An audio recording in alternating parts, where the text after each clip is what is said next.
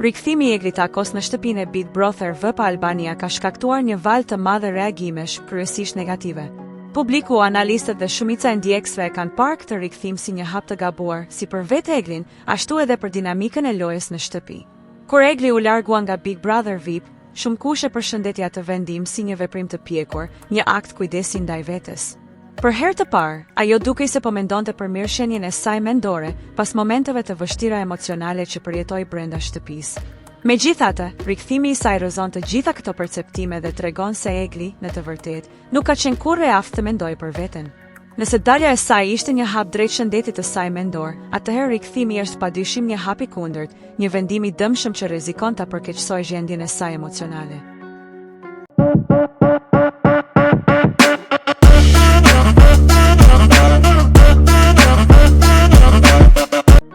Për më tepër, ky rikthim nuk është vetëm problem personal për Eglin, por edhe një goditje e madhe për drejtësinë e lojës.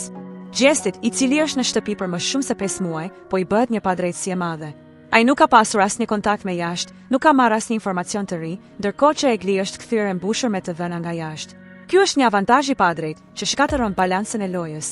Ndikimi psikologjik që ka ky rikthim tek Gjestin është i madh, pasi ai duhet të përballet me një Egli të re, të mbushur me strategji të formuluara jashtë shtëpisë. Gjesti ka qenë një ndër personazhet më të sulmuara në këtë format, jo vetëm në Big Brother VIP Albania, por edhe në Big Brother VIP Kosova. Që nga momenti i hyrjes së tij në shtëpi, ai është përballur me sfida të shumta dhe me një mjedis që shpesh ka qenë armiqësor ndaj tij. Ai ka qenë një nga lojtarët më të qetë, një person që nuk ka ofenduar askënd dhe gjithmonë ka ndjekur rregullat e lojës. E vetmja gjë që ai ka bërë, është të luajë në kufit e asaj që lejon ky format, por pa kaluar asnjëherë në mungesë respekti ndaj të tjerëve. Gjatë këtyre muajve, ai është munduar disa herë të largohet nga shtëpia, pasi është ndjerë emocionalisht i lodhur dhe i dorëzuar përballë presionit të madh psikologjik.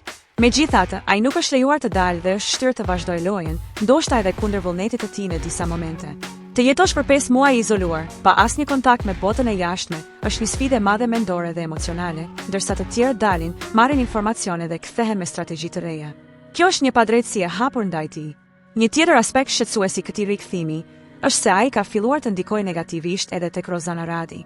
Që në fillimi i Big Brother VIP, Rozana ka qenë një nga personazhet më të sulmuara, duke u akuzuar se ka ndërtuar karrierën e saj duke hyrë në karrige.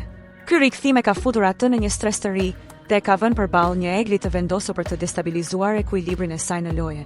Nuk është e rastësishme që tensionet mes tyre janë rritur menjëherë pas rikthimit të Eglit.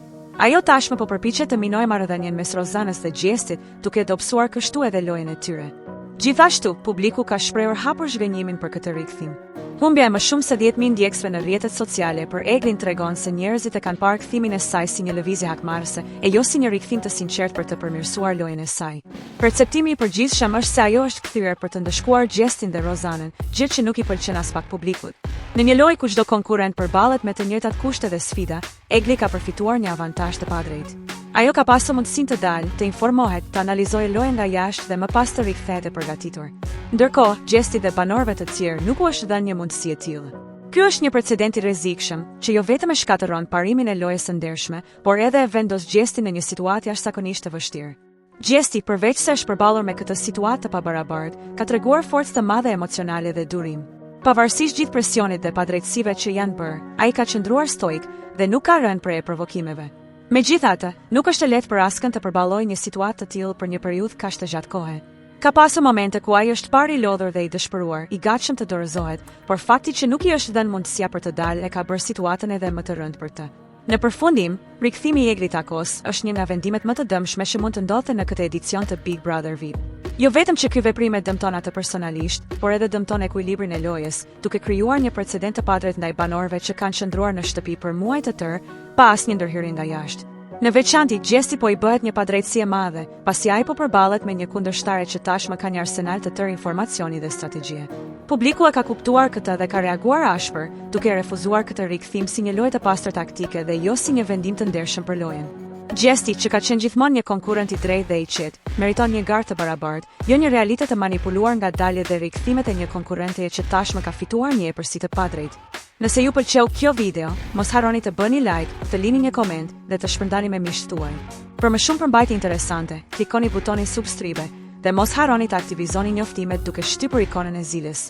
Vizitoni kanalin ton për të mos humbur asnjë video të re. Ju presim!